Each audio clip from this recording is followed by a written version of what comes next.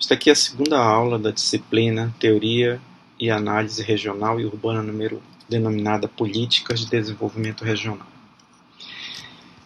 Essa aula é baseada a partir do texto do professor Hermes Tavares, do IPU, da UFRJ.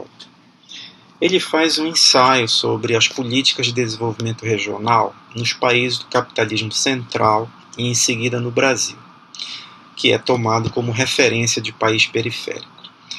A utilização desse texto, nesse tema, segue aquela primeira aula sobre região. Nós vamos aqui apresentar alguns componentes que são fundamentais para entender como é que o conceito de região acaba que se incorpora às políticas de desenvolvimento. Esse trabalho é feito a partir de uma perspectiva comparada, em que procura confrontar realidades distintas para identificar que o imobilismo defendido para as políticas do Brasil não tem paralelo nos países do capitalismo central. O que é esse imobilismo? Ele diz respeito justamente à tensão criada entre duas concepções de planejamento e de políticas públicas. Uma ligada ao liberalismo pró-mercado, em que o imobilismo do Estado é defendido a partir da crença de que o mercado teria condições de regular e de comandar esse planejamento. E a outra posição, que é o intervencionismo. Ele é baseado no keynesiano, que é uma teoria que eu vou falar daqui a pouquinho sobre como é que se dá a relação entre o Estado e as políticas públicas. Nesse confronto, é importante que se observe como é que regiões, economias e territórios são discutidos a partir do acionamento dos recursos coletivos como meios de promoção do crescimento ou desenvolvimento econômico. Ou seja, logo na frente do processo tem a discussão das regiões, como nós estamos fazendo. Como é que essas regiões, as suas economias e os seus territórios estão ligados ao acionamento, à existência e de recursos coletivos providenciados, ora pela crença de que o mercado tem como alcançar isso, ora pela ação intervencionista do Estado. A escola keynesiana ou keynesianismo é uma teoria econômica liderada pelo economista inglês John Maynard Keynes, em que escreveu o livro A Teoria Geral do Emprego, do Juro e da Moeda. Aqui nós temos uma foto da capa de uma das edições do livro. Essa teoria consiste numa organização político-econômica oposta às concepções neoliberais, fundamentada na afirmação do Estado como agente indispensável de controle da economia, com o objetivo de conduzir a um sistema de pleno emprego. Ou seja, Keynes propôs que há um papel de afirmação do Estado como sendo o agente de controle fundamental da economia. As teorias de Keynes tiveram uma influência enorme na renovação das teorias clássicas e na reformulação da política de livre mercado. As teorias clássicas eram aquelas em que seria deixado de lado a ação do Estado e passaria a ser comandada pelo mercado. O Estado teria um papel secundário, apenas de regulador. As teorias de Keynes tiveram uma enorme influência na renovação das teorias clássicas e na reformulação da política de livre mercado. Foi a partir das ideias de Keynes que se instituiu o salário mínimo, o controle das horas de trabalho, o seguro do desemprego e as medidas voltadas ao atendimento de saúde. O keynesianismo ficou também conhecido como Estado de Bem-Estar Social ou Estado Escandinavo, já que naquela área dos países escandinavos foi onde ela recebeu o primeiro grande impulso. As políticas de desenvolvimento regional no largo período expansivo do pós-guerra são fundamentais para a gente poder entender a emergência ou o confronto dessas duas ideias, uma baseada mais numa ação de mercado e outra no reconhecimento da necessidade do Estado participar desse processo. Na Rússia, no final do século XIX, Lenin analisava o fenômeno do desenvolvimento econômico como desigual. O país tinha áreas centrais, onde o processo de produção e crescimento econômico era intensivo, e uma extensa periferia dominada. Essa separação entre o que seria o central e o que seria periférico é fundamental para entender as políticas de desenvolvimento regional que se propõem após a Segunda Guerra Mundial. A evolução do capitalismo, por outro lado, no começo do século XX, confirma tais teses, ou seja, as áreas deprimidas londrinas, lá de um país central, no caso a Inglaterra, e as periferias americanas do sul, no caso dos Estados Unidos, são exemplos, né, de áreas onde o crescimento e o desenvolvimento e o processo de produção não é feito de maneira equitativa. Há um desenvolvimento intensivo do capitalismo na indústria e um conflito com a agricultura, onde terá áreas mais atrasadas. Aqui nós temos um exemplo de um plano Abercrombie, que foi feito para Londres. Ele começou a ser feito um pouco antes da Segunda Guerra Mundial e tem como principal objetivo justamente esse, a descentralização da indústria, contenção do crescimento de Londres, zonas concêntricas em Londres e a criação de new towns. Essas new towns seriam áreas novas, seriam novas cidades criadas para sugerir nesses círculos que vocês estão vendo, nessas formas aqui, fora desses anéis centrais, onde tem a City de Londres, a área mais desenvolvida economicamente, mas que desse condições para reequilibrar essa localização. Isso aqui tem uma função social e uma função mais ligada a como que a economia vai funcionar.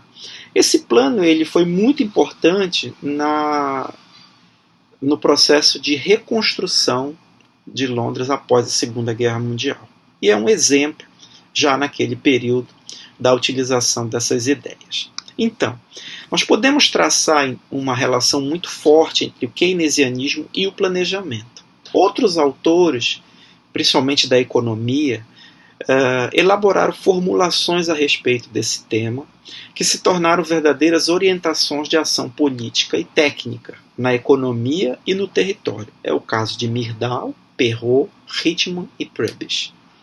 A ideia keynesiana de intervencionismo, dessa crítica ao equilíbrio neoclássico na economia e o reconhecimento das disparidades regionais, vai ser fundamental para nós, principalmente reconhecendo que no Brasil, em que tem complexos econômicos que convivem com desigualdade regional, necessitam de uma ação efetiva do próprio Estado. É aqui que entra a ideia central de um outro teórico, Perrault, que vai trabalhar com a ideia de polos de desenvolvimento para criar uma estratégia. A teoria de Perrault tinha um caráter prático e, de fato, foi aplicada em diversos casos. Ela tem um primeiro mérito, que é reconhecer o desenvolvimento capitalista como desigual, concentrado e baseado em setores e subsetores da economia que se articulam aos demais por práticas de dominação. É próprio do capitalismo a existência de desigualdade, de áreas que têm maior desenvolvimento e outras que têm menor desenvolvimento.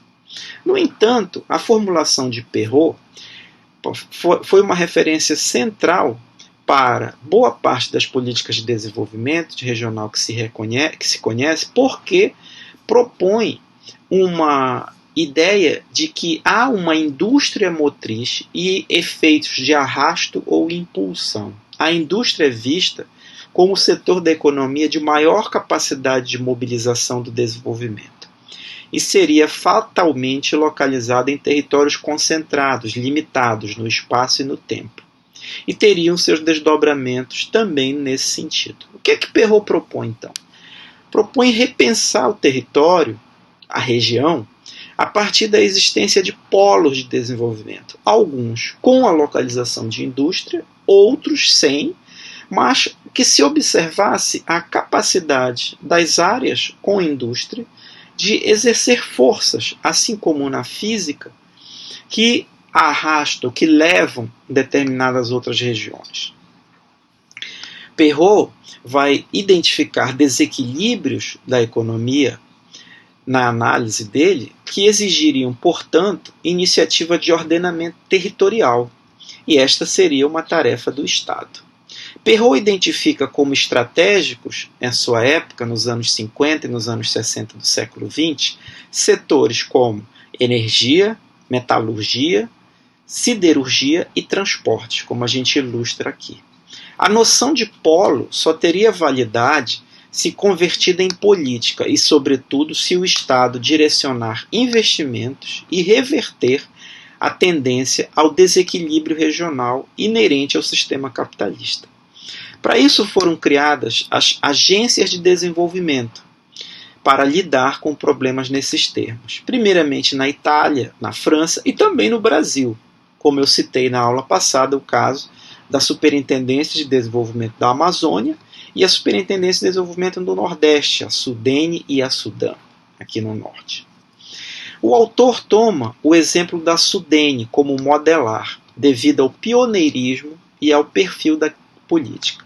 Concebida pelo economista Celso Furtado, um dos intelectuais mais prestigiados no Brasil, a experiência de planejamento da Sudene, ainda antes da ditadura de 64, revelou-se um instrumento de inovação no campo político, com gênese, com nascimento, no GTDN de 59, a partir da matriz do CEPAL, que é a Comissão Econômica para a América Latina, e o Grupo de Trabalho de Desenvolvimento do Nordeste, o GTDN, e o pensamento do economista Gunnar Myrdal.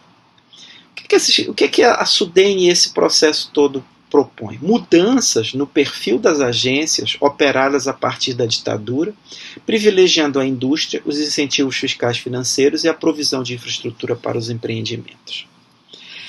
É aí que entra a ideia dos polos de desenvolvimento aplicados no Brasil com algumas especificidades. A Sudene, na concepção de Francisco de Oliveira e Celso Furtado, não concordava com a ideia de integração aos mercados centrais no processo de desenvolvimento, conforme a ditadura previa. Desta forma, tentava criar um complexo relativamente autônomo no Nordeste para então integrá-lo às demais regiões do país. Neste momento, inclusive no Brasil, surgem construções acerca do que se chama de rede de cidades, que vai nos interessar muito. O que a Sudene pré-ditadura e a Sudene pós-início da ditadura têm em conflito? É justamente o papel do território da região, no caso a região Nordeste, a forma como ela se integraria ao restante do Brasil, de maneira autônoma ou de maneira dependente, pela existência ou não de indústrias. Trazer indústrias para a região Nordeste é uma estratégia para fazer com que a integração dela ao restante do Brasil se dê de forma menos dependente. Na região Norte, nós trazemos aqui uma figura. Na região Norte a coisa não aconteceu de maneira tão tranquila ou de maneira tão efetiva como no Nordeste. Principalmente porque durante a ditadura militar, a partir de 64, a política de integração muda consideravelmente. São criados 2 Planos Nacionais de Desenvolvimento, os PND, que baseiam fortemente em polos restritos, investimentos concentrados e vocações no território, petroquímica, mineração, fertilizantes, indústria do vestuário no Nordeste. Já aqui na Amazônia havia uma ideia de fortalecimento de mercado interno, mas com setores específicos da economia agindo no território. Aqui vai ser principalmente a produção de energia, a produção de commodities, sem que haja uma integração de setores como fertilizante, mineração, petroquímica, como acontece no Nordeste. É o que a gente diz? Que a reboque desses investimentos, então, houve relativa desconcentração industrial em São Paulo, a partir de suas deseconomias criadas e da instalação de alguma infraestrutura em outras regiões do país. Há uma concentração muito grande na região sudeste, com São Paulo, e nas outras regiões um papel secundário. É muito similar, ou é importante que a gente mostre como é que essas políticas de desenvolvimento regional nas últimas 2 décadas está diferente nos países do centro, a partir da crise econômica, de desregulação das finanças e choque do petróleo. Há impactos nas políticas de desenvolvimento e suas temáticas. Fala-se mais em crise e retração do que em crescimento e desindustrialização. Daí vêm as teorias de crescimento e desenvolvimento endógeno, de dentro, baseadas na potencialização dos aspectos locais, tornados em seus possíveis diferenciais. É diferente do que nós chamamos de desenvolvimento exógeno, que vem de fora para dentro. Nos países do centro, como na Europa, a região é repensada como unidade territorial de decisão política, ou seja, de dentro das regiões para fora. O localismo atinge diversos países com desigualdades e vira uma bandeira de mobilização, inclusive de oposição entre regiões, representadas aqui por esse mapa. Né? Essas regiões, esses pontos que vocês estão vendo aí, vão ter conflitos, vão ter oposições para trazer para si determinadas indústrias, determinados setores econômicos que consigam garantir um desenvolvimento. As regiões periféricas teriam desenvolvimento de baixo para cima, em oposição às políticas anteriores, autoritárias e centralizadas de cima para baixo. Por outro lado, a mudança no perfil da economia no capitalismo, com o incremento das comunicações e das finanças e de serviços avançados, levam a alterações no processo de produção da riqueza. Isso vai acontecer a partir da década de 1990. A capacidade, a capacitação, a tecnologia e as inovações, a partir do pensamento de Joseph Schumpeter, um economista austríaco, tornam-se verdadeiras pedras de toque da nova economia do desenvolvimento do planejamento regional. O desenvolvimento de baixo liga-se à produção de polos de inovação tecnológica, parques industriais, criação de diferenciais competitivos locais e em termos liberais. Cria uma atmosfera de oposição e competição entre territórios no mesmo país. Isto muda também o formato das políticas. É uma reedição daquele conflito que eu falei logo no início da aula, em relação às ideias do estado de bem-estar social e da supremacia do mercado. No Brasil, a economia do Brasil republicano, tradicionalmente ligada ao Estado, apresenta notáveis influências dos vários formatos de planejamento da ação estatal, em geral na condução de seus rumos. Uma das principais, lá pelos anos 90, é a substituição de importações no país. No lugar de comprar tudo, nós teríamos que produzir. Em termos contemporâneos, um dos exemplos mais notáveis. Tem algum protecionismo interno, acompanhado de liberalização posterior nos anos de Fernando Henrique Cardoso e até Collor de Mello.